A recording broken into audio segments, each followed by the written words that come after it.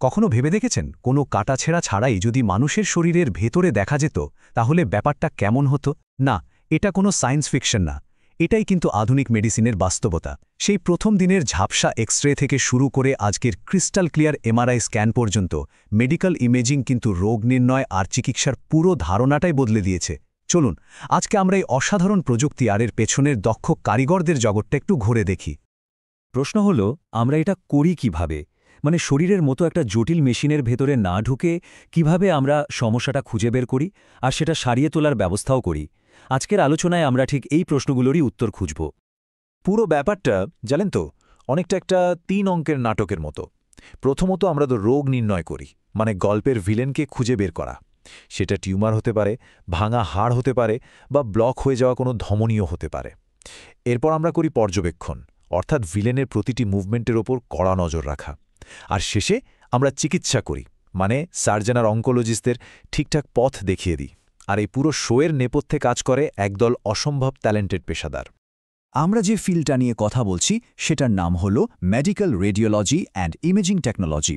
এটা আসলে physics, biology আর computer সায়েন্সের এক দারুণ ককটেল, যা একসাথে কাজ করে মানবদেহের এমন সব ছবি তৈরি করে যা দেখলে অবাক হতে হয়। আর এই ছবিগুলোই কিন্তু ডাক্তারদের রোগ নির্ণয় করতে, চিকিৎসার প্ল্যান বানাতে, এমনকি অপারেশনের সময় পথ দেখাতেও সাহায্য করে।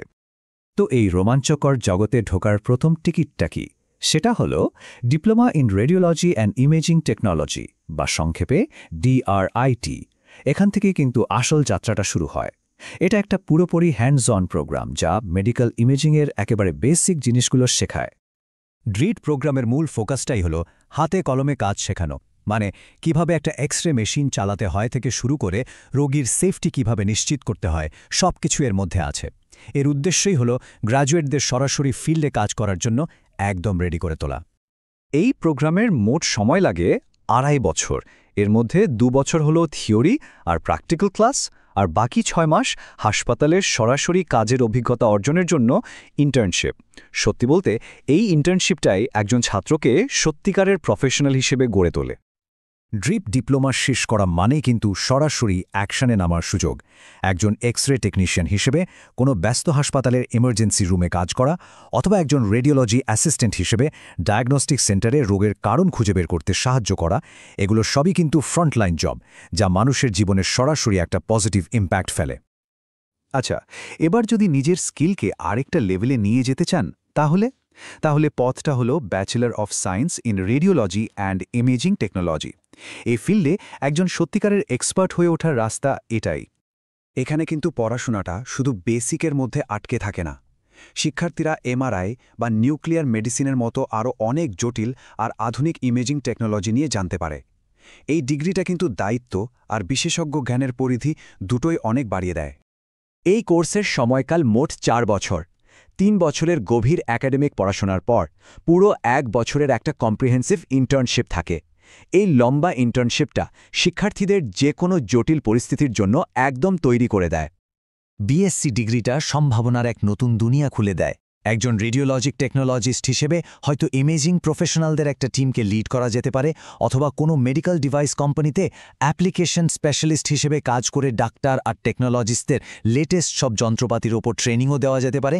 এখান থেকেই কিন্তু মেডিকেল ইমেজিংয়ের ভবিষ্যৎকে প্রভাবিত করার সুযোগ তৈরি হয়। কিন্তু এমনও তো অনেকেই আছেন যারা শুধু প্রযুক্তি ব্যবহার করতে চান না, বরং নতুন প্রযুক্তি তৈরি করতে চান। তাদের জন্য আছে মাস্টার অফ সায়েন্স।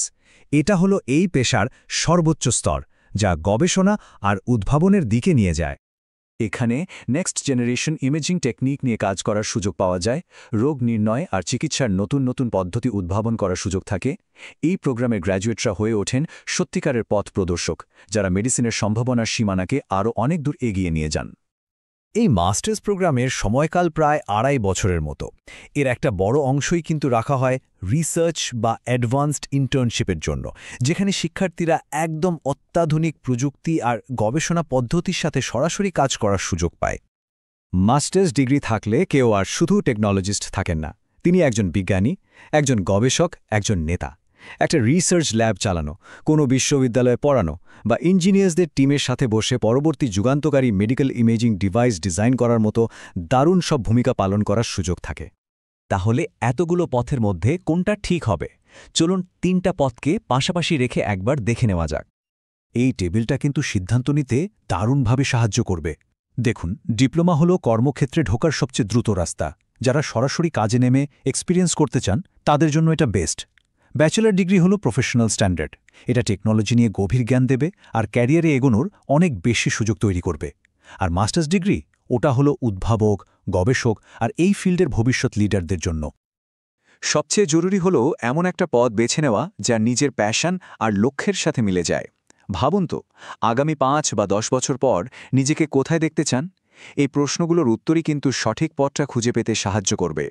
দিনের শেষে ব্যাপারটা কিন্তু শুধু টেকনোলজি নিয়ে নয়, ব্যাপারটা মানুষকে নিয়ে। এই প্রফেশনালরা স্বাস্থ্য সেবা সিস্টেমের একটা অপরিহার্য অংশ।